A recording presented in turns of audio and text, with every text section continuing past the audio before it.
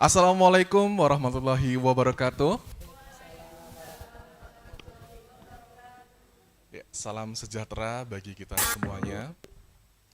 Yang terhormat Bapak Kepala SMA Negeri 7 Semarang, dan yang saya hormati Bapak dan Ibu Guru, serta Bapak Ibu-Ibu PPL dari UIN Wali Songo. Puji syukur Alhamdulillah, marilah kita panjatkan kehadirat Tuhan Yang Maha Esa.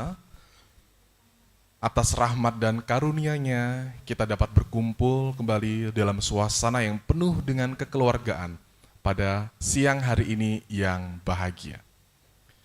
Saya ucapkan selamat datang kepada Bapak dan Ibu Guru dalam acara Diseminasi Budaya Positif dengan pemateri Ibu Listia Arianti Nurjanah. Beliau merupakan calon guru penggerak Angkatan 11 Kota Semarang. Baik, Bapak dan Ibu Guru yang saya hormati, dalam beberapa waktu ke depan, kita akan mendengarkan pemaparan materi tentang budaya positif. Akan tetapi sebelumnya, mari kita berdoa terlebih dahulu supaya diberi kemudahan dan kelancaran selama kegiatan berlangsung. Berdoa dipersilahkan.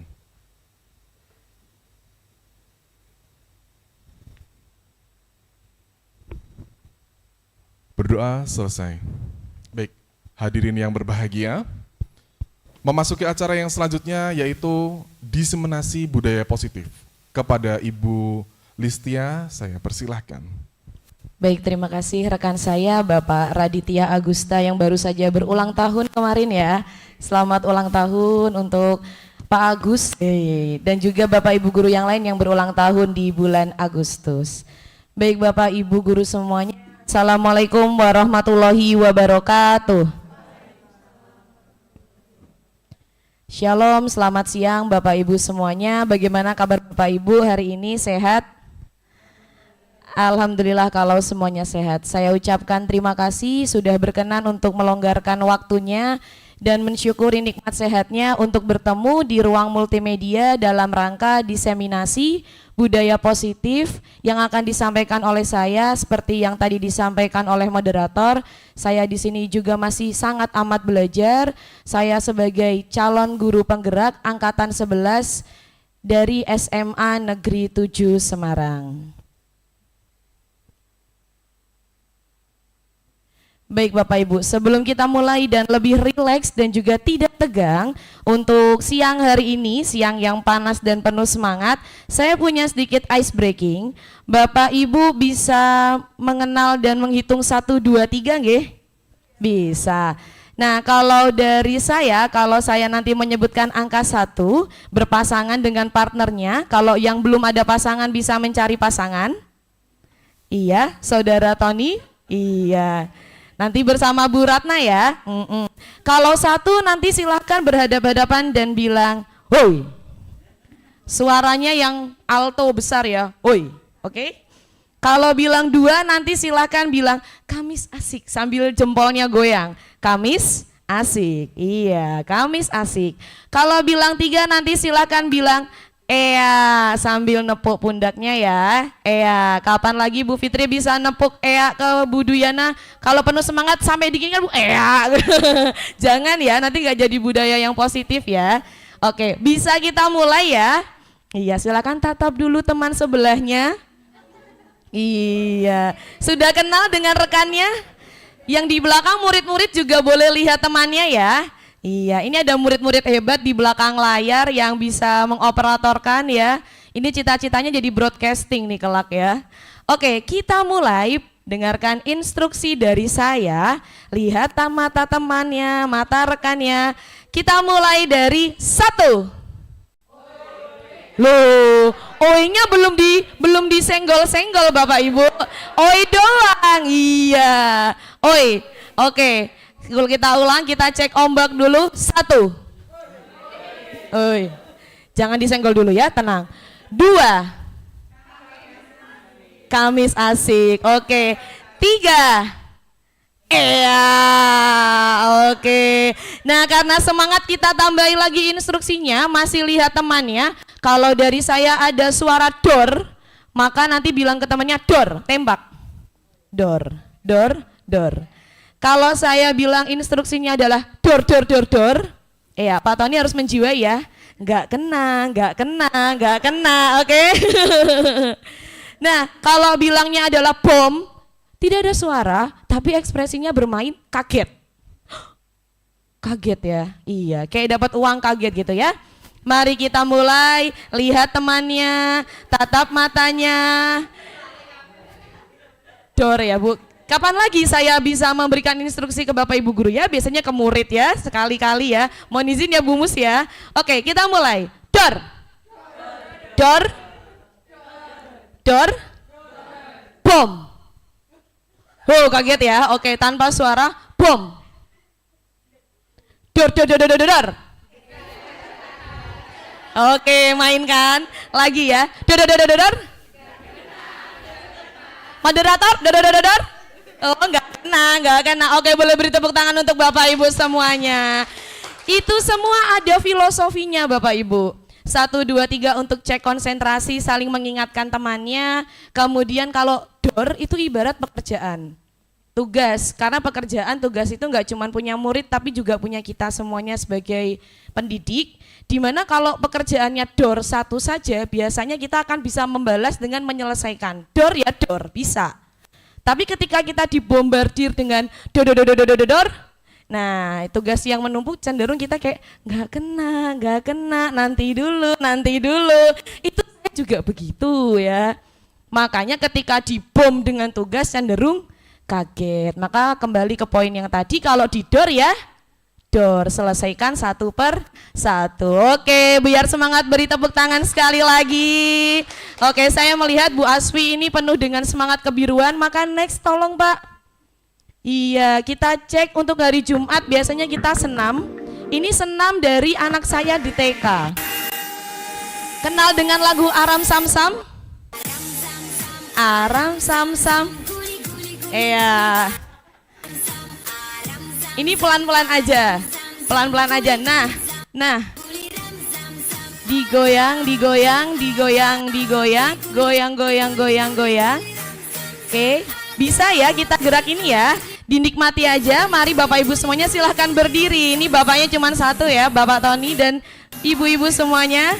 Silahkan berdiri, Bapak Rifa juga dan Bapak Radit. Pak Radit tolong di play dari depan. Ini temponya nanti ada yang cepat. Pak Tony langsung berinisiatif merekam karena ini ya Pak, jiwa. Iya mem, jiwa merekamnya langsung ya. Oke, gak mau joget. Dan beliau menunjukkan bahwa sisi kebapaan kamera belakang digunakan ya Pak. Oke, biasanya kan bapak-bapak lupa pakai kamera belakang. Siap? Oke, ikuti gerakannya dengan bersemangat. Oke, yuk. Mbak Dwi bisa bantu saya maju kemana hadap ke sambil goyang ya. Sik, nikmati goyangan. Ram sam sam guri ram sam. Masih di bawah. Guling. Tangannya, sik. Yo. Guri ram sam. Tapi guri. Asik. Tarik nafas dulu, keluarkan jangan kebablasan ya. Oke. Temponya agak cepat ini. Terus. Aram sam.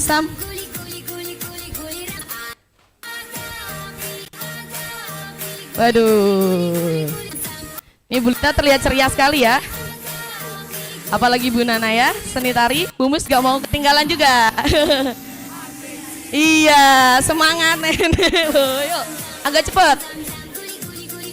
Ram sam, aram sam, guri ram sam. Yo. Kiri, guring. Sekali lagi ini tempo terakhir yang paling cepat. Aram sam guri ram sam aram sam guri ram sam. Yo. Arapi guri ram sam. Oke, selesai. Boleh beri tepuk tangan untuk Bapak Ibu semuanya. Sudah Relax, sudah konsentrasi. Nanti kalau saya bilang 1 jangan lupa dengan oi-nya, 2 dengan kamis asiknya, 3 jangan Oke, terima kasih Pak Radit. Ice breaking yang sudah mulai membuat berkeringat, monggo sambil bisa minum-minum terlebih dahulu. Bapak Ibu yang saya hormati, lanjut silakan Pak Radit. Baik, Bapak Ibu, saya akan menyampaikan untuk sedikit selayang pandang dari pendidikan guru penggerak.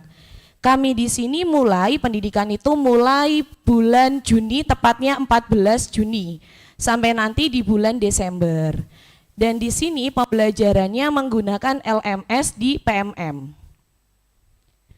Adapun untuk materinya terbagi dalam beberapa modul, mulai dari modul 1.2 tentang filosofi Ki Hajar Dewantara, 1.1, 1.2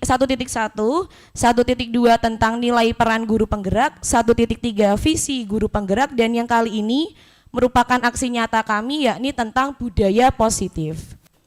Selanjutnya biasanya kami itu ada ruang kolaborasi sampai 2-3 kali pertemuan, bisa berbeda-beda untuk diskusinya. Khusus untuk kelompok saya dan Bu Anida itu biasanya di malam hari dari jam 7 sampai jam 10 malam.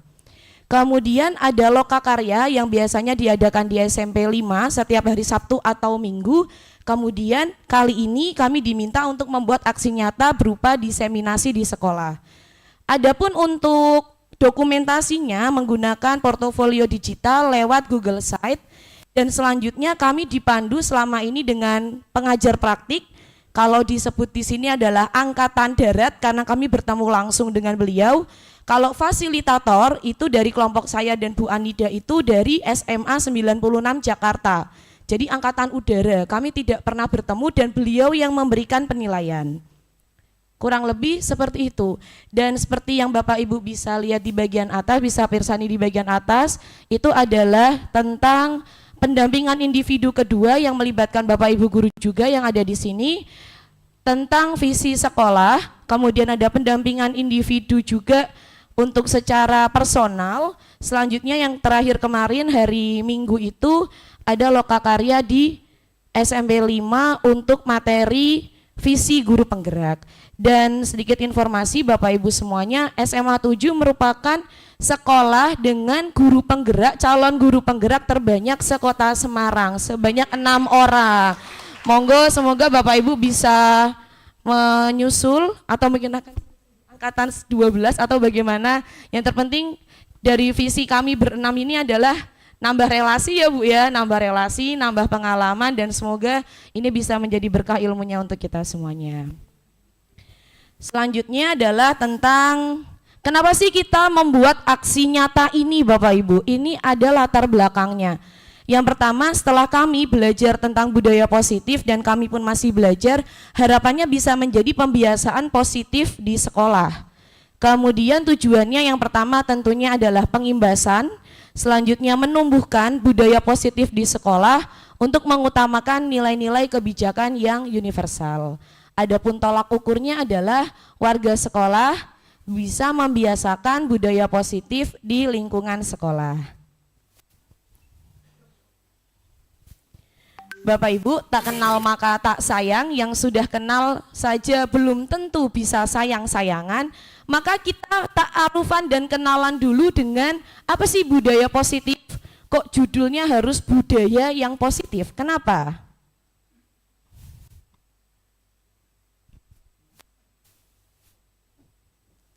Oke, budaya positif artinya tentunya suatu pembiasaan yang bernilai positif, betul. Di dalamnya mengandung sejumlah kegiatan yang menumbuhkan karakter dari murid. Selanjutnya budaya positif ini tujuannya untuk apa? Yang pertama untuk menciptakan lingkungan yang menyenangkan, aman, dan nyaman. Ini merupakan tanggung jawab dari semua warga sekolah untuk terciptanya kebiasaan-kebiasaan yang baik. Selanjutnya kebiasaan baik ini bisa menjadi karakter warga SMA Negeri 7 Semarang dan membentuk budaya yang positif. Intinya menyenangkan, aman, tanggung jawab kita bersama, dan menjadi budaya yang positif. Kalau biasanya dalam kelas kan ada subbab intinya. untuk pertemuan siang hari ini yang akan disampaikan adalah ada 8 poin. Yang pertama adalah tentang perubahan paradigma pembelajaran, disiplin positif, nilai kebajikan, keyakinan kelas, kebutuhan dasar manusia, motivasi perilaku manusia, posisi kontrol guru, dan segitiga restitusi. Oke, sebelum kita ke perubahan paradigma, Bapak Ibu guru semuanya yang saya hormati dan juga murid-murid di belakang yang saya cintai, apakah Bapak Ibu setuju dengan poin yang pertama? Poin yang pertama yakni tentang apa, Bu? Pemberian hukuman. Oke, pemberian hukuman apakah dapat mendisiplinkan siswa? Monggo kita diskusi pada siang hari ini. Bebas, santai, dan monggo sharing saja. Ada yang ingin menyampaikan pendapatnya? Silahkan. Oke, sepertinya Bu Mus sudah mulai ingin menyampaikan pendapat. Monggo Bu. Terima kasih Bu Tia. Ada beberapa hal memang hukuman tidak dapat mendisiplinkan, tetapi secara umum mungkin ini karena sudah budaya ya, hukuman dapat mendisiplinkan siswa. Memang tergantung dari kesalahannya ya. Kalau kesalahannya masih ringan sih cuma ditegur, belum dihukum. Tetapi kalau sudah berulang kali terjadi dan itu dianggap cukup berat sesuai dengan norma yang berlaku, maka memang perlu ada hukuman. Tapi sebaliknya juga kalau sudah menyelesaikan hukuman, tentu saja ada reward, minimal memberikan pengharapan yang baik gitu. Terima kasih Bu Mus, itu sekaligus menjawab pertanyaan yang kedua tentang hadiah dapat meningkatkan prestasi. Lalu bagaimana dengan pendapat Saudara Tony yang terlihat semangat sekali untuk menjawab? Gimana Pak? Kalau menurut saya hukuman dapat mendisiplinkan siswa itu saya kurang setuju ya. Jadi kalau pengalaman saya itu tidak memberikan hukuman tapi memberikan kesepakatan kepada siswa aja, sehingga di situ saya melihat siswa bisa lebih disiplin ketika hal tersebut disepakati aja. Jadi sistemnya bukan menghukum tapi menyepakati aja. Kalau misalnya kita seperti ini nanti kesepakatannya apa, kalau seperti ini kesepakatannya apa, kayak gitu. Nah kemudian kalau hadiah mungkin bisa meningkatkan prestasi siswa itu saya masih setuju, karena melihat kondisi siswa itu terkadang memang ada yang diharapkan. Jadi dia melakukan sesuatu itu karena sesuatu yang diharapkan, semacam itu. Matur suwun. Terima kasih sekali Pak. Satu lagi monggo yang ingin menyampaikan pendapatnya tentang hukuman dan juga penghargaan, apakah bisa mendisiplinkan siswa dan meningkatkan prestasi? Oke, dipersilakan yang angkat tangan ini Bu Nana, silahkan. Ya, terima kasih. Untuk pemberian hukuman dapat mendisiplinkan siswa, itu belum tentu ya. Memang masih ada anak-anak yang jika diberikan hukuman itu bisa berubah. Jadi tergantung dengan karakter anak itu sendiri dan bagaimana cara kita memberikan hukuman ke anak gitu ya, tidak terlalu berat juga tidak terlalu yang ringan. Kalau ringan mungkin anak-anak menilainya bukan hukuman gitu nggih, tapi perlu ada pendekatan-pendekatan bahwa mungkin bisa disampaikan dalam arti begini. Mungkin niat kita tetap memberikan seperti hukuman gitu ya, tapi cara menyampaikan ke anak supaya tidak secara vulgar itu bahwa bentuk hukuman untuk mereka, gitu saja sih. Kalau untuk yang pemberian hadiah dapat meningkatkan prestasi siswa, mungkin memang saya setuju gitu ya, karena sebagai motivasi siswa gitu. Tapi kadang juga kita sendiri itu kan menjadi bumerang juga ya. Misalkan kita mendapati siswa yang kurang disiplin gitu, dengan mudahnya pasti dalam pikiran kita, wah ini anak harus diberikan apa ya supaya bisa disiplin gitu. Namun pada saat anak itu sudah bisa memberikan hal yang terbaik, kadang kita sendiri juga lupa kan. Akankah kita selalu memberikan hadiah kepada mereka kan gitu. Itu juga menjadi tanggung jawab kita bersama. Ya, makasih. Bapak Ibu boleh beri tepuk tangan untuk 3 jawaban terhebat yang tadi sudah disampaikan. Ini sepertinya sudah membaca modul ya. Sudah membaca modul ya karena jawabannya sangat luar biasa. Dan lebih dari modul, Bapak Ibu di sini kan sudah berpengalaman dengan murid dan juga tidak asing dengan pemberian hukuman dan juga pemberian hadiah. Jadi apa yang disampaikan tadi berdasarkan kontekstual di lapangan. Lalu bagaimana dengan guru harus mampu memberikan solusi untuk siswa yang bermasalah. Nah, ini yang biasanya dekat dengan siswa yang bermasalah. Ya, silakan yang sudah angkat tangan, silakan Bu Fitri. Dia kok bisa lihat ya, tangannya belum diangkat sudah lihat itu loh Bu. Iya. Oke, saya coba beri pendapat untuk poin ketiga dan keempat. Apakah kita harus mampu memberi solusi untuk siswa yang bermasalah? Tergantung masalahnya ya. Ya, kalau masalahnya itu mengenai pembelajaran kita gitu, itu memang menjadi kewajiban kita, bagian dari kita.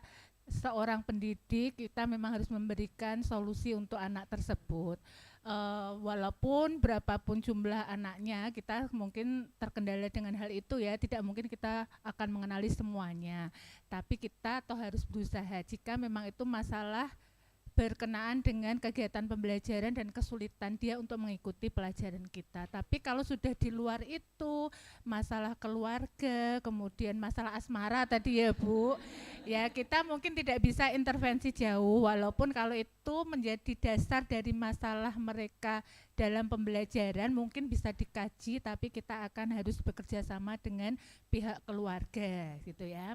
Kemudian apakah guru berperan sebagai teman bagi siswa?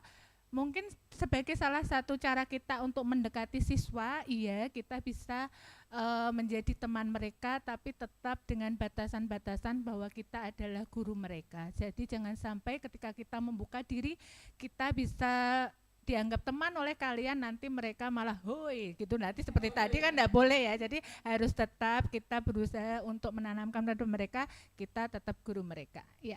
Oke, terima kasih.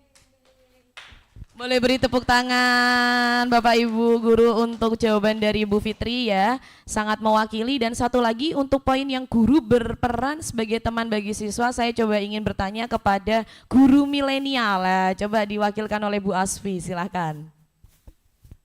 Oke, kalau guru berperan sebagai teman, menurut saya yang saya alami sendiri, kalau kepada anak-anak zaman sekarang itu kalau mengajar dengan tipe kita ketika kita menjadi siswa, kalau dulu kan guru agak nada tinggi sedikit, kita sudah pasti takut harus mendengarkan. Kalau anak zaman sekarang sudah tidak bisa berlaku seperti itu. Jadi saya sebagai guru memposisikan diri saya sebagai teman mereka agar paling enggak pembelajaran saya mau didengarkan oleh mereka, syukur-syukur bisa menjadi teman mereka, seperti itu. Terima kasih. Sama-sama, terima kasih juga Bu Asfi. Boleh beri tepuk tangan untuk jawaban Bu Asfi. Saya jadi sedikit teringat dengan jargonnya BK yang kebetulan rekan saya Pak Radit ini adalah guru BK, bahwa BK adalah sahabat siswa. Jadi lebih dari teman ya, sahabat ya, menerima semua permasalahan dan bersiap untuk memberikan solusi. Iya, apakah seperti itu dan perlu kita setuju? Kita lanjutkan next selanjutnya. Next slide, next selanjutnya. Bapak Ibu, pembelajaran dengan paradigma baru itu dirancang dengan prinsip yakni pembelajaran yang berdiferensiasi. Nah, di sini untuk yang Bu Hana, menurut Bu Hana pembelajaran berdiferensiasi itu yang bagaimana, Bu? Menurut saya pembelajaran diferensiasi itu pembelajaran yang berbeda yang mana disesuaikan dengan kebutuhan peserta didik. Oke, betul sekali ya, sesuai dengan kebutuhan peserta didik. Itu adalah pembelajaran berdiferensiasi. Lebih lanjut di modul 2.1 itu dalam pendidikan guru penggerak ada yang namanya diferensiasi konten, proses, dan juga produk. Itu juga ada di dalam PMM Bapak Ibu guru. Selanjutnya di sini tujuannya untuk apa? Tentunya untuk mewujudkan profil pelajar Pancasila. Bapak Ibu, sering kita dengar tentang profil pelajar Pancasila. Nah, mari kita dengarkan lagu Dimensi Profil Pelajar Pancasila.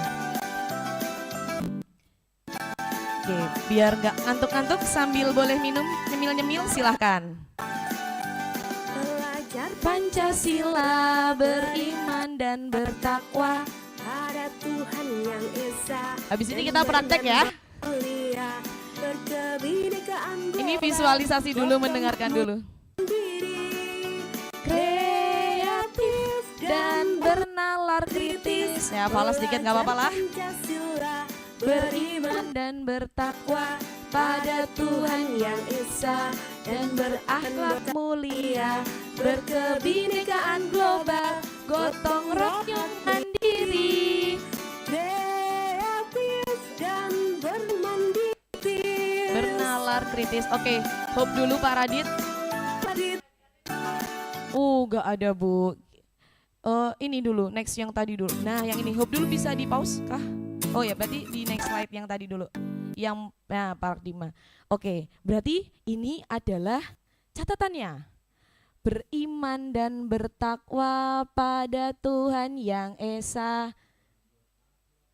dan berakhlak mulia, love dan berakhlak mulia, berkebinekaan global, gotong royong mandiri, kreatif dan bernalar kritis. Nah, tidak apa liriknya nggak apa-apa, yang penting goyang. Nah, oke, next Pak Radit, siap bergoyang tangannya sambil duduk aja boleh. Yuk.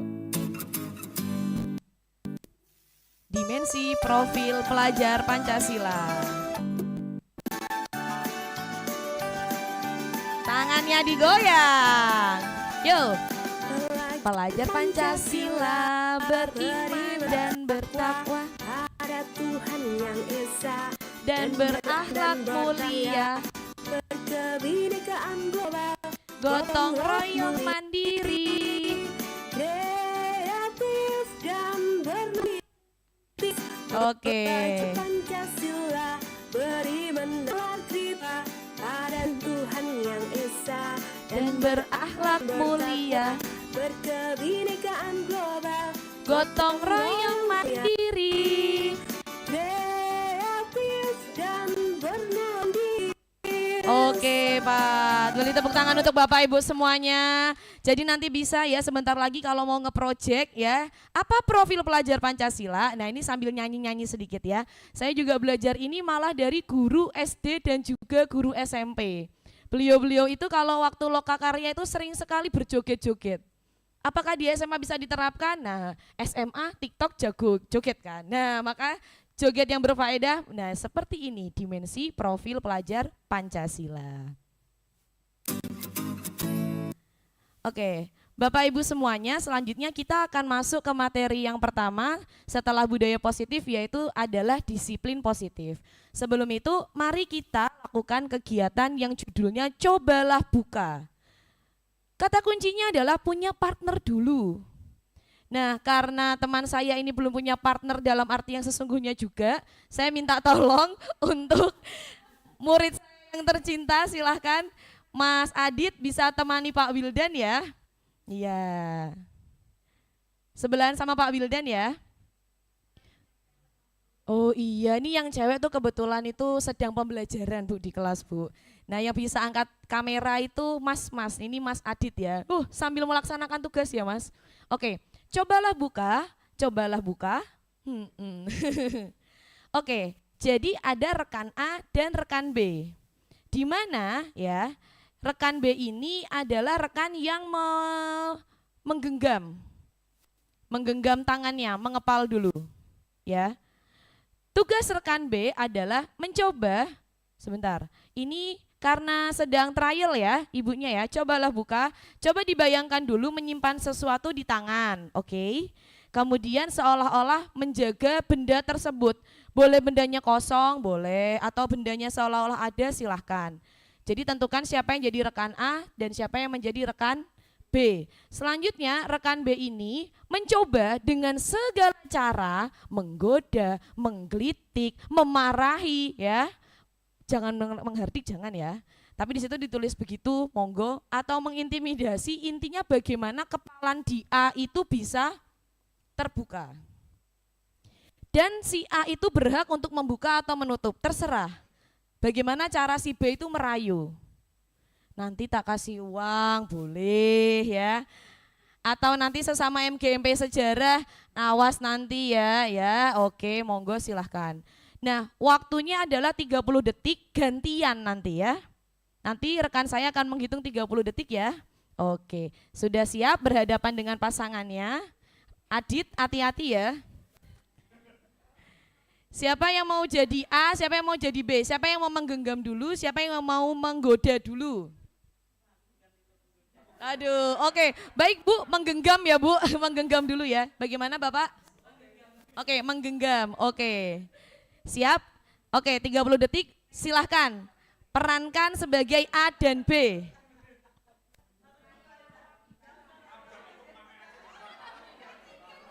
Langsung ya, Pak Rifa adalah tipe membuka.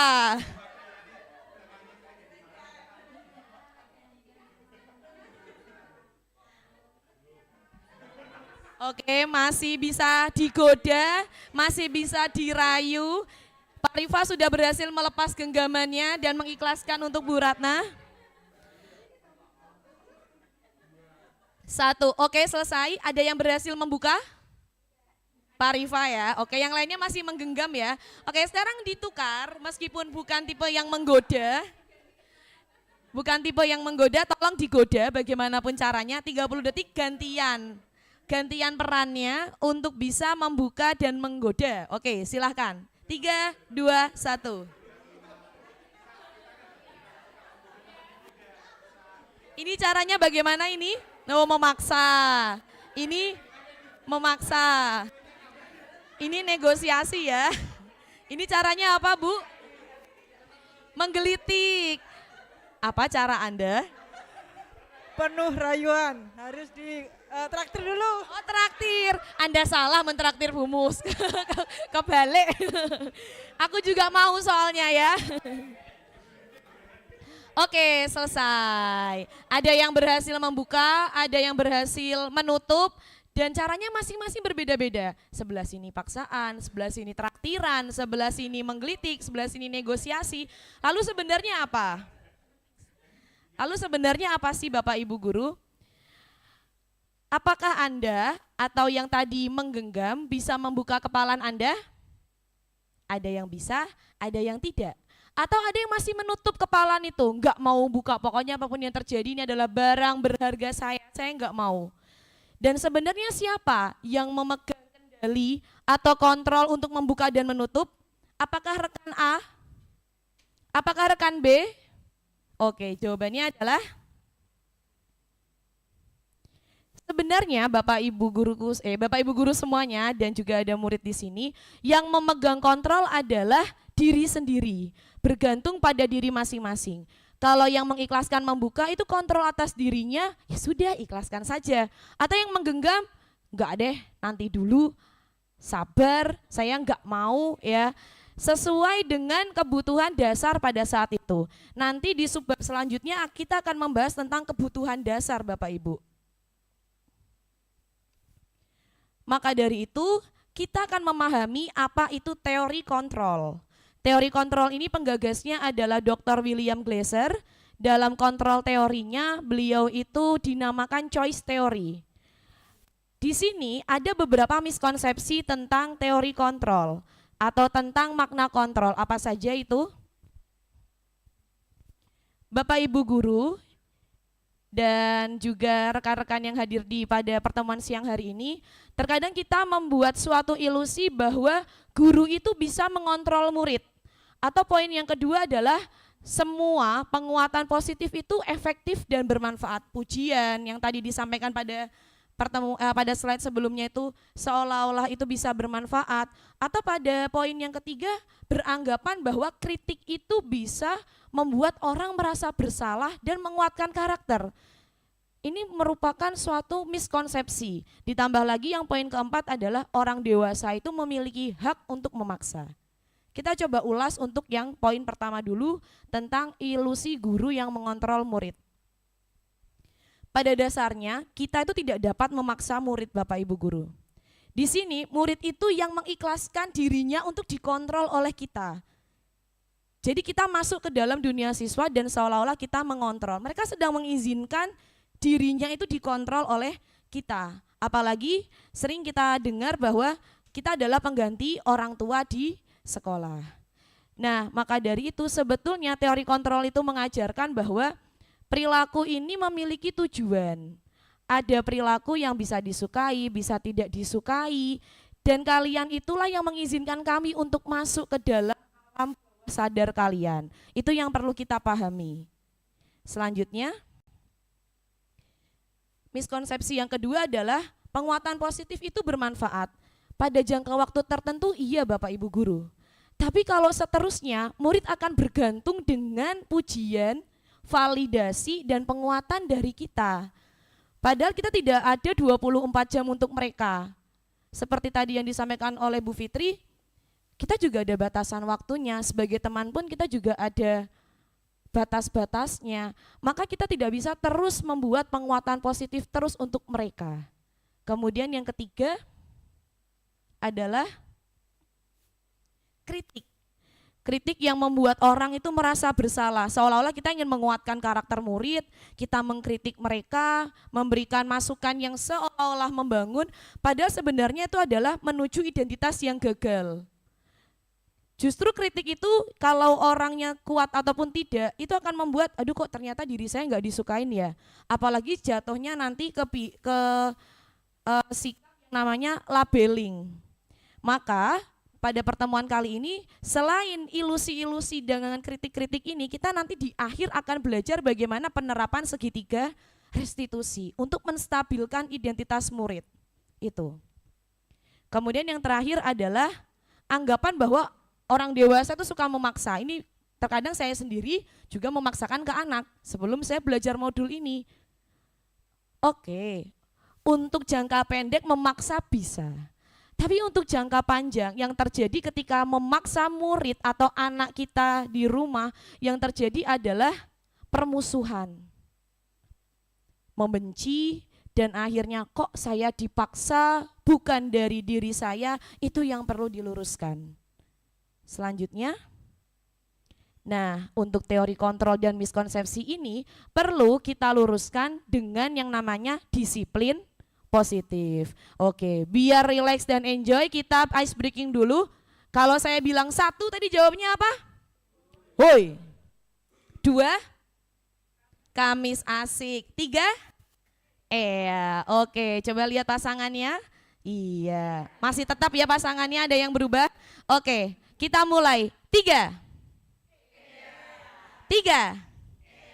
1, woi. 2, Kamis asik, oke, berarti masih semangat. Halo, ini udah pakem ya. Hai, halo, hai, halo. Oke, moderator juga bersemangat. Oke, kita mulai dengan disiplin yang positif. Bapak Ibu, apa yang terlintas dalam pikiran Bapak Ibu ketika mendengar kata disiplin? Oke, Bu Ratna angkat tangan nih, gimana Bu? Disiplin itu ya sesuatu yang apa ya? Disiplin ya sesuatu yang baik ya pastinya. Itu suatu budaya yang baik itu perlu dikembangkan gitu dari siswa.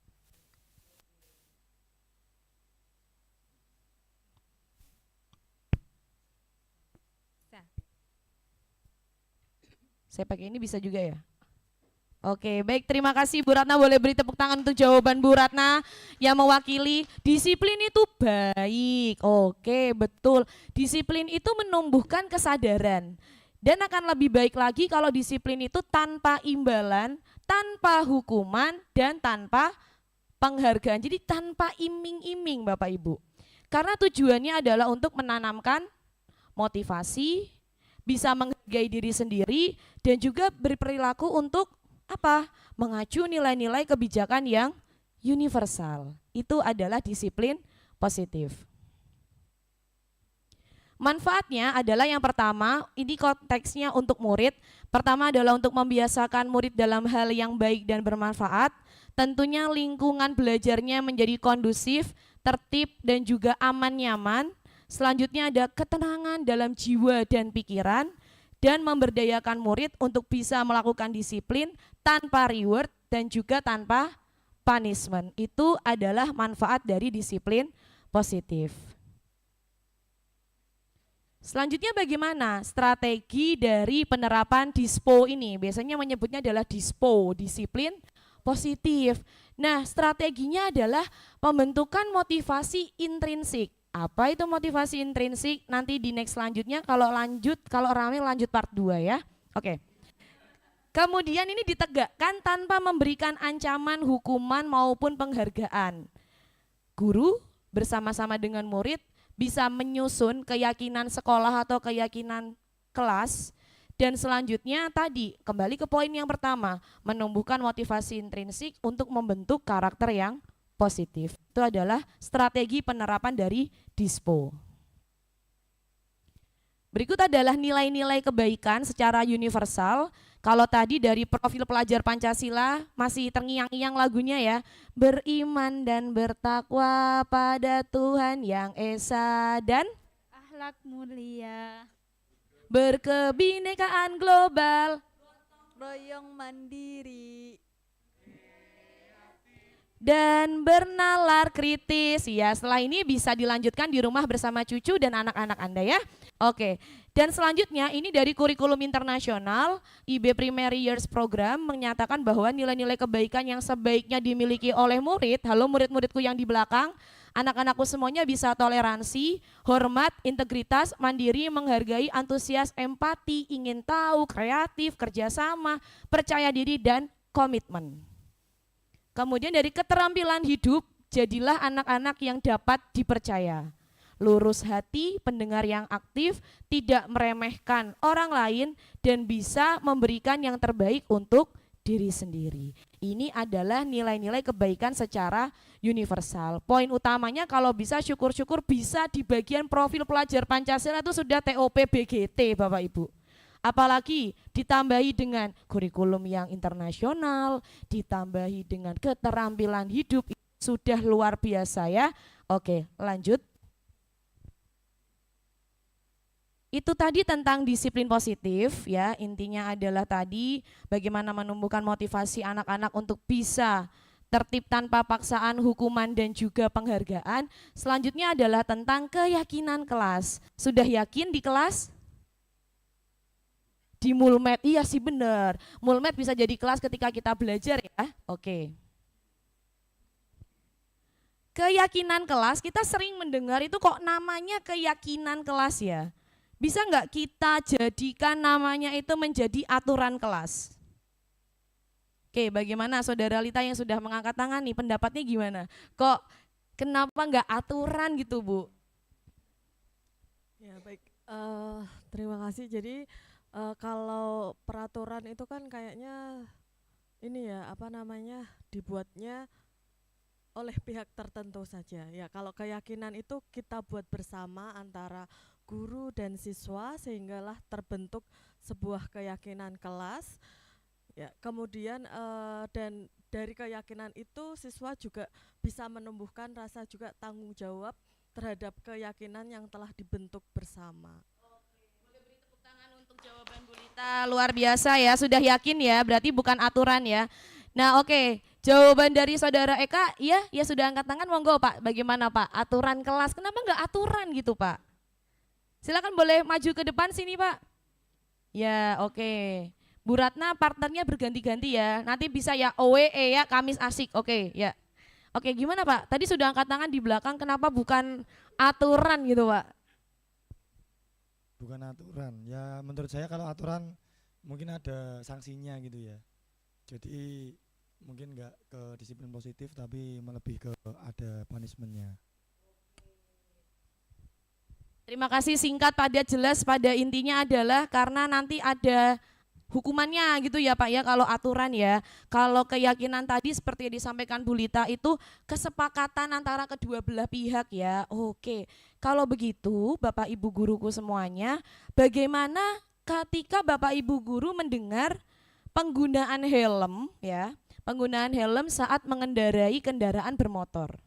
Setuju atau tidak? pakai helm. Bagaimana Bu? Setuju Bu? Saya setuju, ketika menggunakan kendaraan motor itu harus menggunakan helm karena kan itu demi keamanan ya. Ya apalagi kalau di jalan kan apa ya, padat, itu pasti pada ngebut-ngebut, jadi harus ada helm untuk melindungi sendiri ataupun orang. Oke, baik, boleh beri tepuk tangan untuk Bu Dela. Oke, Bu Dela setuju kalau pakai helm pas naik motor. Dipraktekkan ya Bu ya? Iya sama, saya juga ya. Apalagi sekarang musimnya e-tilang Bapak Ibu. Lalu bagaimana dengan penggunaan masker saat penggunaan masker dan mencuci tangan setiap saat? Bagaimana nih Bu Putri? Ya, menurut saya peraturan tentang masker dan mencuci tangan itu perlu, cuman ada waktunya. Maksudnya ketika yang bersangkutan itu sedang sakit atau apa, itu perlu memakai masker. Namun ketika sedang sehat itu bisa tidak. Dan untuk mencuci tangan, ketika kita merasa kotor, kita bisa mencuci tangan seperti itu. Tangan untuk Bu Putri, Bapak Ibu guru semuanya. Oke, mencuci tangan ketika tangannya kotor ya Bu, bukan kotor yang lain ya Bu ya. Oke, tadi disampaikan oleh Bu Dela ada nilai keamanan ya. Berarti kalau untuk mencuci tangan nilai apa Bu menurut Bu Putri? Nilai kebersihan, monggo Saudara Radit. Bapak Ibu guru, untuk nilai pada poin pertama itu bisa keselamatan, keamanan, dan untuk mencuci tangan dan juga tadi menggunakan masker itu adalah nilai kesehatan. Inilah yang disebut sebagai keyakinan. Artinya ini secara universal, disepakati, dan tersirat kita setuju. Dan seseorang itu akan lebih bersemangat dan juga tergerak apabila keyakinan itu tuh dibuat dalam serangkaian aturan atau tulisan. Murid itu juga demikian Bapak Ibu guru. Mereka juga perlu mendengarkan, memahami arti sesungguhnya dari peraturan yang sudah dibuat, nilai-nilai kebaikannya apa tujuannya, bukan hanya untuk menakut-nakuti dan juga membuat mereka tidak tertarik dan sekadar mengikuti saja. Betul-betul tahu nilai-nilai kebaikan secara universal, kenapa aturan itu buat. Syukur-syukur bisa tadi dibuat keyakinan. Maka keyakinan kelas itu sendiri ada kesepakatan antara guru dan murid dan bersifat universal, dan biasanya peraturan itu dibuat guru dan bersifat, itu kok nulisnya satu arah ya, dua arah itu ya, ngantuk itu yang nulis ya. Lanjut. Lalu bagaimana untuk prosedur pembuatan keyakinan kelas ini Bapak Ibu? Jadi nanti kita sepakat namanya setelah diseminasi ini bukan kesepakatan kelas tapi keyakinan ya, nilai-nilai yang diyakini. Yang pertama, monggo Bapak Ibu, ini bisa dimulai ketika tahun ajaran atau kalau sudah dibuat itu bisa dievaluasi. Jadi bisa direfleksikan apakah masih relate nilai-nilai keyakinan yang ada di kelasnya. Lalu bagaimana ketika Bapak Ibu guru ini bukan wali kelas? Keyakinan kelas bisa dibuat oleh guru mapel juga. Di setiap kelas apa saja yang perlu diyakini setiap pelajaran, kalau saya ekonomi atau prakarya dan kewirausahaan. Mulai dari mana cara membuatnya? Yang pertama, silahkan mempersilahkan murid untuk mencurahkan ide. Dan peraturan yang akan disepakati ini baru akan kita memfasilitasi untuk mencatat di papan tulis atau biasanya lewat sticky note atau lewat aplikasi, dipersilahkan. Selanjutnya kita akan melihat ide-ide dari anak-anak yang cemerlang ini, apakah kalimatnya itu menggunakan kalimat negatif atau kalimat yang sudah positif. Misalnya, ketika penggunaannya adalah dilarang melakukan bullying di kelas. Tujuannya bagus ya, tapi kalimatnya masih negatif karena ada kata dilarang. Maka bagaimana kita mengubah menjadi kalimat yang positif? Coba, bagaimana Bu Faah? Tadi apa? Kalimat negatifnya dilarang bullying, maka untuk kalimat positifnya menjadi itu tidak boleh bullying, itu negatifnya. Berarti bisa saling menghormati, bisa saling menyayangi begitu. Setuju dengan saling menghormati, berbicara yang sopan ya. Oke, kalau dari Pak Wildan bagaimana Pak? Untuk mengganti kalimat negatif jadi kalimat positif itu sangat bagus. Seperti tadi tidak boleh bullying, bisa kita ganti dengan kalimat ajakan. Kalau tadi kan larangan, mari saling berkasih sayang dengan teman, atau mungkin menjaga kondusivitas kelas dan yang lain sebagainya. Terima kasih. Oke, sama-sama. Aduh, dua jawaban yang luar biasa ya Bapak Ibu guru ya. Betul sekali, bisa tadi dengan menjaga kondusivitas kelas, kemudian saling apa tadi?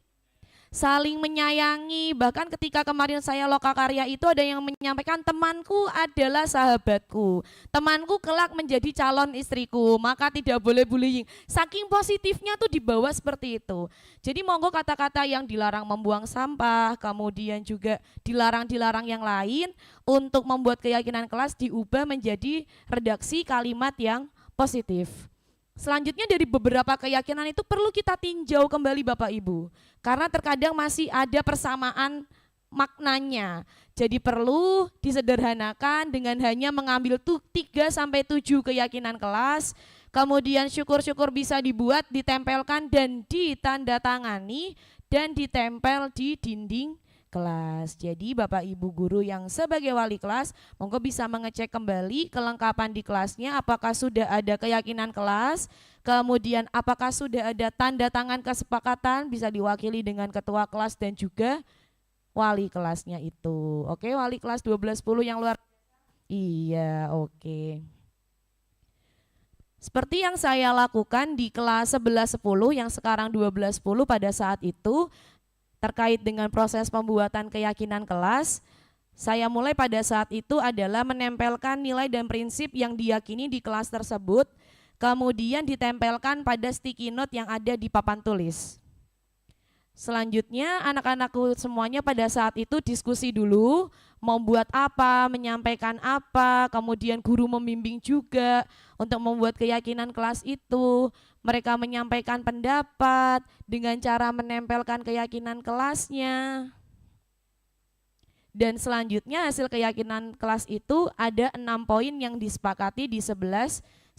Karena saya bukan wali kelasnya, saya guru mapel ekonominya pada saat itu, saya buat dalam bentuk kanvas seperti ini, kemudian saya kirimkan ke kelas 11-10 pada saat itu, kita sepakati poin-poin ini ya. Oke Bu, terutama untuk poin yang menaati tata tertib sekolah. Itu tadi tentang keyakinan kelas. Sudah semakin yakin nggih? Sudah tahu bagaimana tata cara membuatnya nggih Bapak Ibu guru semuanya, Bapak Ibu guru yang hebat. Selanjutnya kita akan masuk ke sub yang ketiga, yaitu tentang kebutuhan dasar manusia. Monggo yang mau minum, makan dulu, itu merupakan kebutuhan dasar yang pertama yang akan kita bahas, dipersilakan terlebih dahulu. Oke. Kita kenalan dulu dengan kebutuhan dasar. Kalau dalam bahasa ekonomi, mohon izin Bu Mus, biasanya kalau namanya kebutuhan itu segala sesuatu yang akan kita lakukan. Kalau tidak terpenuhi, kelangsungan hidupnya itu akan terganggu. Berbeda dengan keinginan. Kalau keinginan itu biasanya kita pingin, kita taruh di keranjang, kita check out, tunggu 99. Biasanya begitu. Kepinginan. Kalau tidak terpenuhi pada saat itu, ya sudah, tidak apa-apa. Kelangsungan hidupnya berjalan, tidak akan terganggu, nggak akan sakit, nggak akan lemes besti, itu enggak. Nah, seluruh tindakan dalam kebutuhan dasar manusia itu memiliki tujuan tertentu, ada usaha terbaik yang dilakukan dalam rangka apa? Terpenuhi kebutuhan dasar yang baik. Lalu kita akan klasifikasikan apa saja kebutuhan dasar manusia. Yang pertama adalah bertahan hidup. Ya. Maka tadi saya disampaikan di awal sebelum membahas kebutuhan dasar adalah monggo yang mau minum, yang mau makan, karena itu adalah kebutuhan dasar kita. Makan, minum, pakaian, tempat tinggal, keamanan, kesehatan ya, itu bagian dari kebutuhan dasar. Kemudian kebutuhan dasar selanjutnya adalah kasih sayang ya, dan rasa diterima. dipedulikan, diperhatikan, kerjasama, menjadi bagian dalam suatu kelompok, itu adalah kebutuhan untuk disayangi. Semuanya di sini penuh kasih sayang ya. Iya. Selanjutnya adalah tentang penguasaan. Kebutuhan dasar selanjutnya adalah tentang penguasaan, tentang harga diri, keinginan untuk dianggap, memimpin, berprestasi, diakui, divalidasi, didengar, itu adalah kebutuhan penguasaan. Kemudian yang keempat adalah ingin bebas, ingin mandiri, memiliki pilihan, mencoba hal baru, dan mengendalikan arah dirinya, bebas. Dan yang terakhir, yang kelima adalah kebutuhan dasarnya itu adalah untuk happy, kesenangan ya. Dimana kita biasanya kebutuhan dasarnya dipenuhi dengan cara bermain, nonton, tertawa, humor, rekreasi, ibadah. Itu kalau dalam ekonomi namanya kebutuhan rohani. Kalau hari ini saya nggak nonton, rasanya rohani saya ada yang kurang. Di bagian kesenangan saya ada yang kurang, maka kita perlu nonton. Oke, hari Jumat monggo diagendakan untuk nonton ya. Iya, di bioskop-bioskop kesayangan Anda. Lanjut. Nah, ini adalah contoh dari kebutuhan dasar manusia. Ini terinspirasi dari cerita anak saya di TK yang bekalnya sering diicip-icip ya oleh rekannya sesama anak TK. Bahkan untuk temannya Lingga, anak saya yang TK yang saat ini sudah SD itu, sampai bekalnya ditulisi sama orang tuanya, jangan ambil bekal anak saya. Nah, maka di sini saya cerita tentang Ibu Ambar sebagai wali kelas 2A di SD Pelita Hati, ini punya murid yang namanya Doni.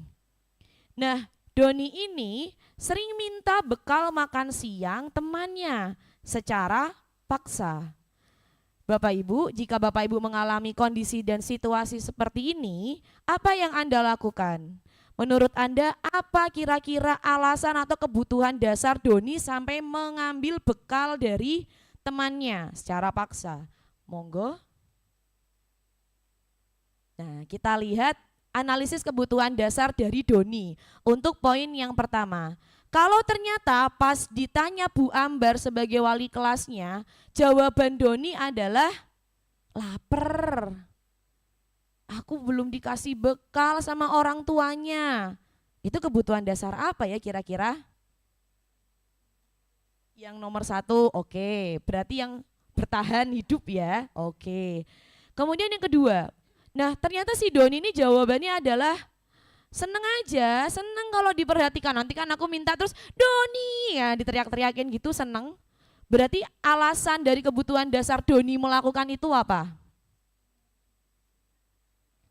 Kasih sayang, kesenangan. Oh seneng ya, minta bekal orang ya, gratis pula ya. Ya simulasi makan bekal siang gratis, oke. Kita keep dulu, tahan dulu jawabannya. Kemudian yang ketiga, lah alasannya tuh ingin merasa hebat, ya, ingin merasa hebat karena temannya jadi takut dan manut sama keinginan Doni. Maka alasannya di sini adalah, bisa jadi itu penguasaan ya. Aku ingin berkuasa ya, bento ya, betul ya, betul. Lanjut. Kemudian yang keempat, kalau jawaban Doni adalah bosen sama bekal makanan yang dibuat sama ibu itu aja, apalagi ibuku tuh kayak Bu Tia sukanya bekalnya nasi goreng terus. Berarti alasan kebutuhan dasar Doni melakukan itu adalah kalau bosen kira-kira apa? Apakah ingin berkuasa? Tadi kan ada 5, coba Pak di next sebelumnya Pak. Ada bertahan hidup, kasih sayang, penguasaan, kebebasan, kesenangan. Kebebasan, oke, lanjut. Kalau di poin terakhir ternyata dia tuh melakukannya iseng. Ini hampir mirip sama nomor 2 ya, ingin diperhatikan tapi ini iseng. Ngelihat ekspresi wajah teman-temannya jadi kesel ngono kuwi lho. Nah, kesenangan ya. Oke, kita lihat jawabannya Bapak Ibu guruku semuanya. Nah, ternyata betul sekali ya. Kalau dia mengambilnya karena belum diberi makan oleh orang tuanya sebelum menunggu makan siang gratis, biasanya alasannya Doni di sini adalah kebutuhan untuk bertahan hidup. survival, betul ya Mem ya bahasanya ya, survive. Selanjutnya kalau dia ingin merasa ya udah seneng aja diperhatikan. Nah, ada kata kuncinya diperhatikan, berarti ciri-ciri yang biasanya itu kurang perhatian, maka kebutuhan dasarnya adalah kasih sayang. Caper, betul. Kemudian kalau dia ingin merasa hebat, jelas berkuasa ya. Kemudian kalau dia bosan, itu dia sebenarnya pengen bebas, pengen explore bekal teman-temannya. Atau yang poin terakhir, kalau ternyata dia cuma iseng bikin teman kesel, itu berarti kesenangan. Jadi monggo nanti kita semuanya di sini belajar ketika ada suatu kasus dari murid, kita tanyakan kebutuhan dasarnya. Janjane alasanmu apa toh melakukan itu? Oh, langsung nanti kita akan sama-sama bisa menyimpulkan apakah kurang kasih sayang atau mungkin bertahan hidup atau ternyata dia itu hanya ingin kesenangan. Ada 5 dasarnya, oke? Itu tentang kebutuhan dasar. Selanjutnya motivasi perilaku manusia. Motivasi itu jelas ada yang namanya intrinsik dan juga ekstrinsik. Seperti yang disampaikan tadi di awal, disiplin positif, budaya positif itu membentuk dari motivasi yang intrinsik. Artinya adalah dia itu bisa membuat suatu budaya atau disiplin positif ini berdasarkan keinginan dari diri sendiri, menghargai nilai-nilai yang murid itu percaya.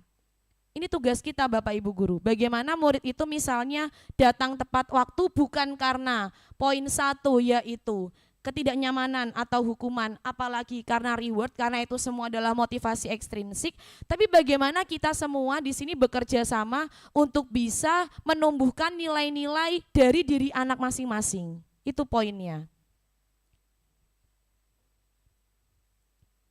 Karena kaitannya dengan 3 poin ini, hukuman, konsekuensi atau sanksi, dan juga restitusi. Apa itu? Kalau yang namanya hukuman, punishment, itu pasti tidak terencana, jugujuk mak bedunduk, ngasih aja udah hukuman. Nggak tahu apa-apa, murid ini tidak terlibat karena bersifat satu arah, dan biasanya hukuman itu dalam bentuk fisik. Saya ingat sekali ketika masih SD ya, kalau saya terlambat itu biasanya keliling lapangan. Lapangan SD yang enggak kayak lapangan, tidak seperti lapangan Simpang 5, tapi ya cukup menguras muter-muternya. Atau bahkan dulu itu hukuman fisiknya itu kalau kuku enggak potong, dipukul pakai penggaris itu hal yang biasa. Apakah sekarang masih relevan? Nah, mari kita simak yang kedua di sini. Ada yang namanya sanksi atau konsekuensi. Terencana, disepakati, kemudian di sini poinnya, ya murid tetap gak nyaman ya, namanya murid ya. Dan sikap guru itu sebagai pengontrol.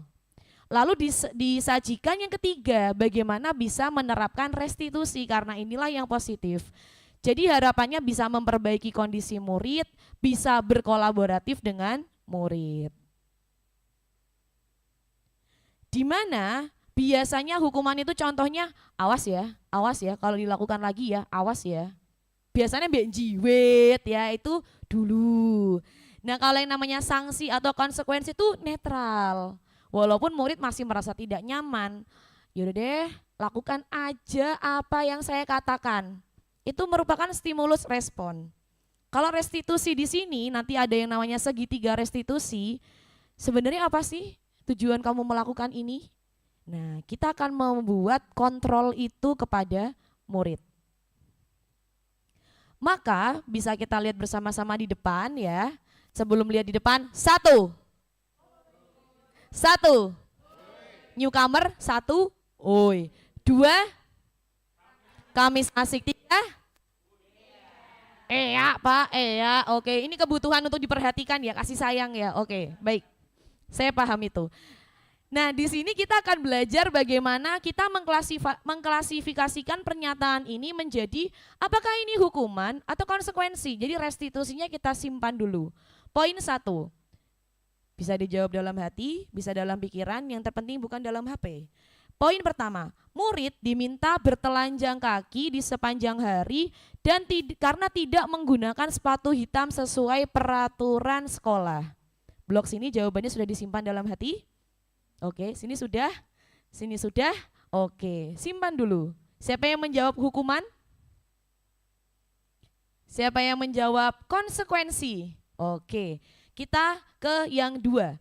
Lari keliling lapangan bola 2 kali karena terlambat hadir di sekolah. Hukuman atau restitusi?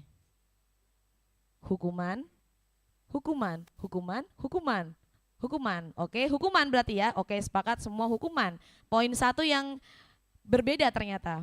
Kemudian ketiga, membersihkan coretan yang dibuat di meja tulis. Hukuman atau restitusi? Hukuman atau konsekuensi? Konsekuensi ini kalimatnya jelas ya sepertinya ya.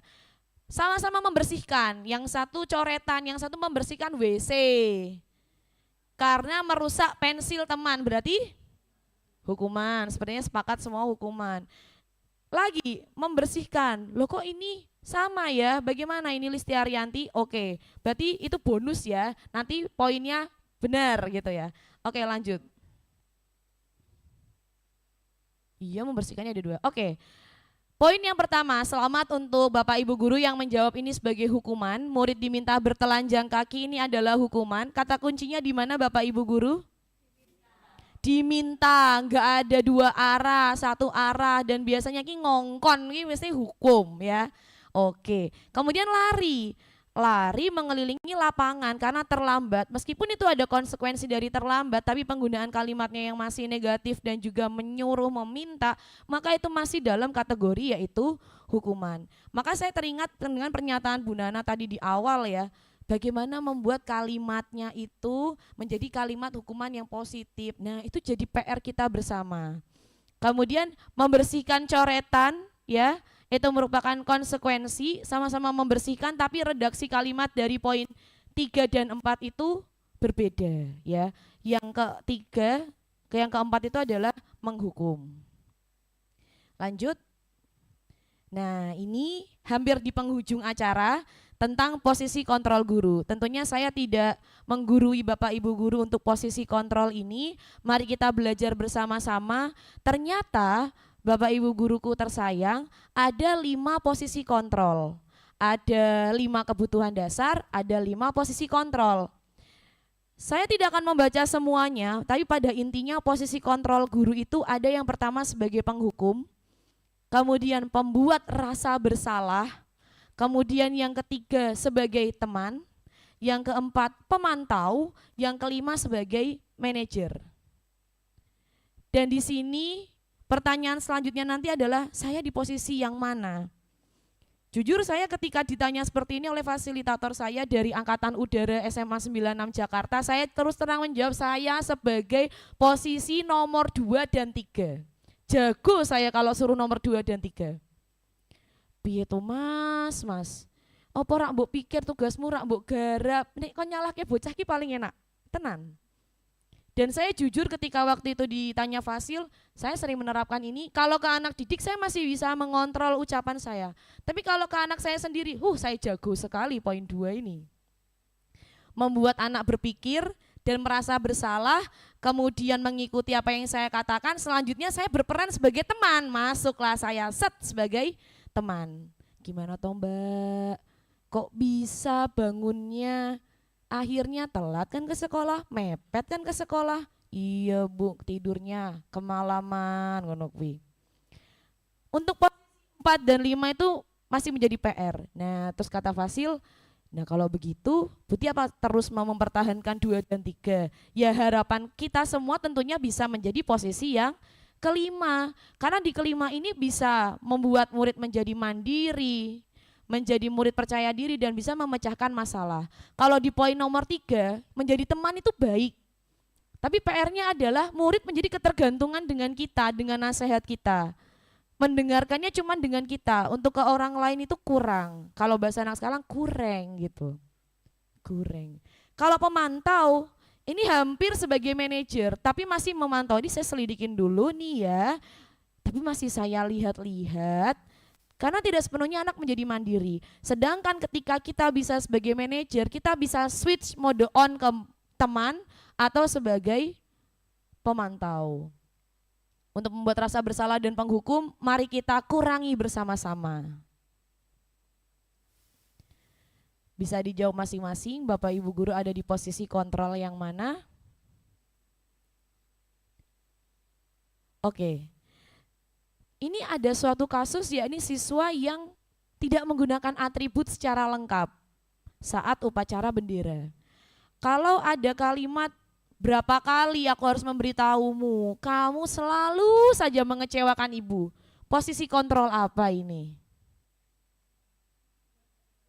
Iya, membuat rasa bersalah. Kalau, udah hormat aja udah, hormat ke bendera selama 1 jam. Jelas penghukum.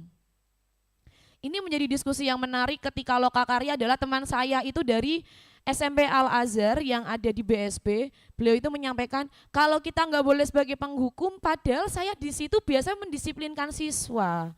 Siswa sekarang itu adab itu yang utama, cara nekankannya itu dengan dihukum suruh murojaah, hafalan kayak gitu. Saya tidak setuju dengan modul ini sampai menyatakan begitu.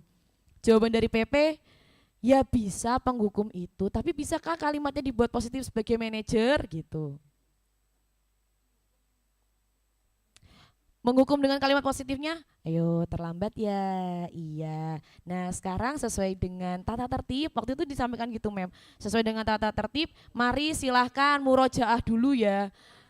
Bahasanya tuh halus gitu. Nah maka terus setelah itu jawabannya sama Bu. Gak bisa anak sekarang itu harus dikerasi dan seterusnya kayak gitu, gak bisa dibuat halus.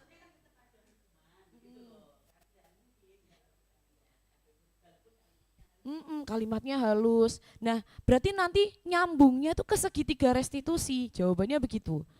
Nah, terus kalau begitu berarti saya sudah tidak usah mendisiplinkan Dodah. Kalau bahasa anak SMA itu waktu kemarin saya nulis di kertas itu ya Bu Fa, waktu Lokakarya, berarti gak usah ada STPKS sekalian gitu ya. Nah, terus habis itu makanya sekarang STPKS dirubah dan dipahamkan bagaimana segitiga restitusi itu.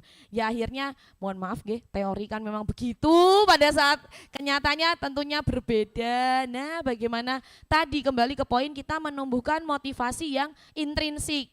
Nah itu biar ekstrinsiknya itu karena penghargaan dan punishment itu tidak terlalu banyak dibandingkan kesadaran mereka. Lalu kita yang ketiga, apa kamu tahu kesalahanmu, kira-kira bagaimana kamu memperbaiki kesalahanmu? Ini posisi kontrol yang apa? Apa kamu tahu kesalahanmu? Oke, boleh teman. Kalau yang poin keempat, ayo dong ikuti aturan sekolah. Tolong bantu ibu sekali ini saja. Pemantau. Terakhir, kamu telah melanggar peraturan sekolah. Kamu tahu konsekuensinya, setelah upacara kamu beli atributnya ke koperasi dan jangan diulangi lagi ya. Manajer, coba apakah betul? Iya.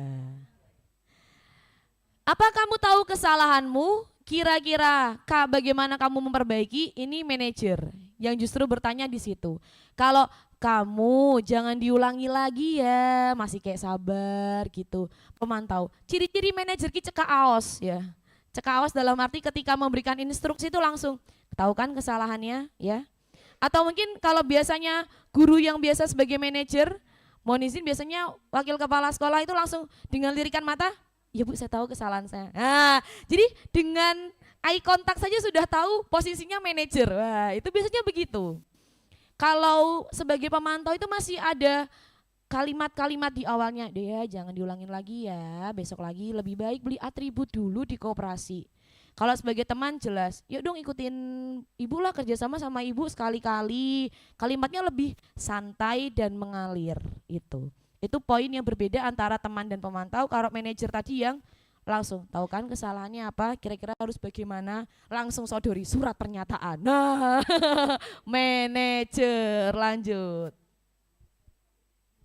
Terakhir adalah tentang segitiga restitusi.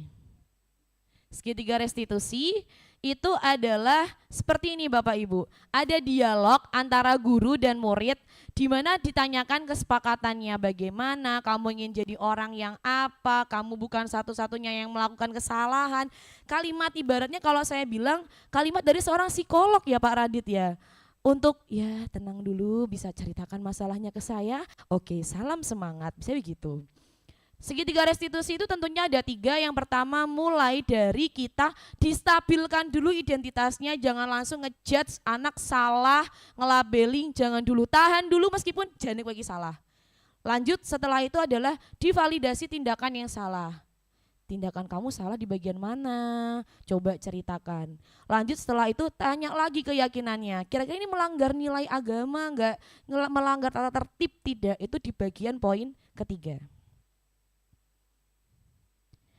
Kalimat yang menstabilkan identitas bisa digunakan itu seperti namanya manusia pernah salah, tidak luput dari dosa ya. Ibu juga pernah kok melakukan kesalahan itu ya. Jadi kamu berhak untuk merasa begitu. Kayak gitu. Kalimat yang awal-awal tuh kayak membuka orang untuk mau cerita. Nah, itu.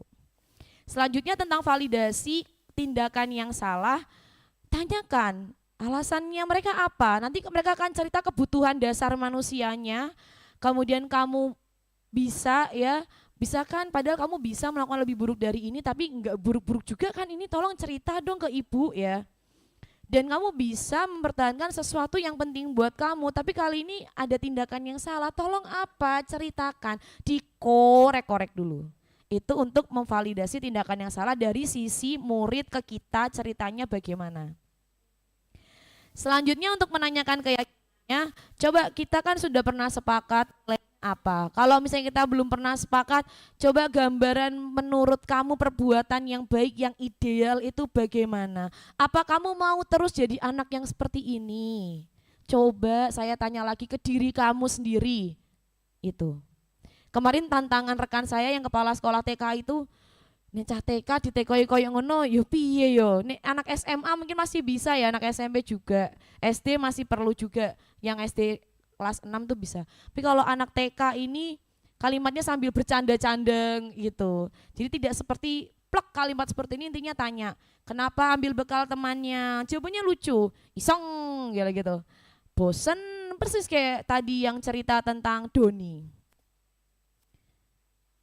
Maka saya punya video yang sudah saya buat tentang penerapan segitiga restitusi, yaitu anak yang dia itu kurang akrab di kelas, kemudian dia ngidenya itu apa? Ngidenya itu bagaimana kalau aku izin ke toilet 2 jam pelajaran, biar aku nanti jadi hiburan sama teman-teman, terus nanti gurunya itu gimana responnya? Coba langsung dipercepat bisa Pak? Oh nggak bisa ya? Udah ke spoiler ya. Dia jarang sekali berinteraksi dengan teman Nah, ini sambil istirahat dulu bisa melihat video ini. Suatu hari Dava mendengar teman sekelasnya mengenai hal lucu apa yang akan dilakukan di jamnya Pak Tony. Tadi sebenarnya kalau ada Pak Tony berarti saya mau izin Pak Tony pinjam namanya. Maka teman-teman Dava setuju dan menantang untuk mencobanya. Tentang pelajaran Pak Tony, Dava mengangkat tangan untuk izin ke toilet. Dia bilang maaf Pak saya sembelit gitu kan, tapi sambil teman-temannya itu mulai tertawa, ini sembelit beneran apa enggak, tujuannya buat apa, biar akrab ikrip gitu sama teman-teman sekelasnya. Perbuatan Dava kepada Butia selaku wali kelas, selanjutnya dapat lapornya kan mengenai laporan tersebut kepada Dava. Beliau nanya, Nah, ini posisi saya sedang di rumah sakit Bapak Ibu waktu itu karena deadline-nya itu tanggal 18 waktu itu. Oh izin ke kamar mandi, berapa lama izin kamar mandinya? Iya, berarti berapa jam? 1 jam atau 2 jam? Kalau tidak salah 2 jam. 2 jam kata dia. 2 jam pelajaran berarti izin pelajarannya Pak Tony ya, itu ketama? Itu saya izin ke Iya, makanya beliau saya udah mohon izin. Selama itu ke mana? Terus habis itu kamu di kamar mandi ngapain kedua-duanya? ada masalah dengan pencernaan saya, lalu saya perlu Masalah dengan pencernaan, bisa aja ada alasan. Ini tanpa teks Bapak Ibu, langsung on the spot ini. Sampai jam 8:30, sampai anak-anak diminta keluar sama satpam karena sudah di luar jam jenguk. Maksimal jam 7 waktu itu. Oke, kalau gitu itu perbuatan yang bagaimana menurut Dava? Ya, ini mulai menstabilkan identitasnya karena dia sudah 2 jam keluar. Kenapa sampai harus itu menurut kamu gimana? mungkin begitu. Bagi mereka lucu, dan kalau boleh tahu berapa sering kamu di Ini cerita aslinya dia masih ngeyel Bapak Ibu. Jadi tanpa teks tapi dia ngeyel. Loh, saya kan nggak ada masalah Bu, kenapa saya nggak boleh kamar mandi 2 jam? Terus saya cut. sewajarnya aja udah karena durasi ya, karena kamu udah disuruh pulang satpam dia bilang gitu. Saya bilang begitu. Iya. Nah kalau begitu yang namanya manusia kan ya untuk ke belakang ya Mas ya, tapi mungkin bisa dikondisikan gak harus setiap anytime langsung ke kamar mandi juga. Itu kan memberikan contoh yang kurang baik juga untuk waktu langsung kamu malah jadi bahan bercandaan juga. Nah kalau boleh tahu alasan izin pas pelajarannya Pak Tuan itu karena apa? Ditanya dulu alasannya apa. Sebelum pelajaran itu saya dan teman-teman membuat sebuah permainan. Permainan. Ya, jadi selama Kayak mereka pelajaran tantangan itu taruhan. izin Oke, untuk masih juga. Nah yang terakhir mulai menanyakan keyakinan yang kurang lebih kalimatnya seperti yang tadi disampaikan. Oke, terima kasih ya kejujurannya jadi tahu Oke, ya. baik Bapak Ibu, sampailah kita di penutup acara pada siang menjelang sore kali ini. Dalam penerapan program DISPO, yaitu disiplin positif, hendaknya guru itu memiliki standar kepribadian, profesional, dan sosial yang baik. Sama-sama kita kali ini belajar dan terus belajar, di mana guru mampu merefleksikan dirinya dan memegang posisi kontrol yang tadi sudah disampaikan ada 5 posisi kontrol. Kaitannya dengan filosofi KHD yaitu sebagai among atau manajer yang menuntun murid-murid sesuai dengan kebutuhan kodrat alam dan kodrat zaman. Itu adalah filosofi dari Ki Hajar Dewantara. Dan kedepannya murid-murid bisa menjadi insan yang bertanggung jawab, mandiri, dan merdeka. Merdeka, iya, oke.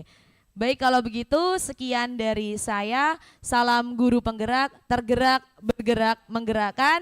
Akhir kata, wassalamualaikum warahmatullahi wabarakatuh. Shalom, selamat sore semuanya. Apabila ada kesalahan saya mohon maaf yang setulus-tulusnya. Saya kembalikan lagi ke moderator. Iya, baik terima kasih Ibu Listia ya. Beri tepuk tangan sekali lagi yang meriah. Iya Bapak Ibu ya, saya setelah mengikuti kegiatan ini, saya bersama ibu-ibu dan bapak-bapak pasti merasa mendapatkan ilmu baru ya dalam budaya positif ini, terutama posisi kontrol kita sebagai seorang guru ya. Tadi ada penghukum, kemudian ada pembuat rasa bersalah, kemudian sebagai teman, pemantau, dan juga sebagai seorang manajer. Nah, saya di sini sendiri Bu ya, itu mengoreksi diri saya Bu. Saya ini berada di posisi mana ini? Wah, ternyata ada harus ada perbaikan dalam diri saya terutama. Dan di sini saya mengajak Bapak Ibu guru semuanya, yuk mari ya kita mengubah posisi kontrol kita, ya kan? Sebagai seorang guru itu berada di posisi yang mana? Ya, saya berharap ya kita semuanya sebagai guru itu berada di sebagai manajer. Ya, kita sama-sama belajar ya Bapak Ibu guru semuanya ya untuk mengubah posisi kontrol kita sebagai seorang guru di posisi manajer. Baik, Bapak Ibu guru, demikianlah diseminasi budaya positif yang disampaikan oleh Ibu Listia. Semoga apa yang kita lakukan hari ini dicatat sebagai amal soleh kita dan semoga kita mendapatkan ilmu baru yang bisa bermanfaat buat kita ke depannya. Dan saya mengucapkan terima kasih atas partisipasi kehadiran Bapak Ibu sekalian. Dan saya juga mohon maaf apabila ada kesalahan selama kegiatan ini berlangsung. Ya, saya akhiri dari saya mengucapkan terima kasih. Saya akhiri, wassalamualaikum warahmatullahi wabarakatuh.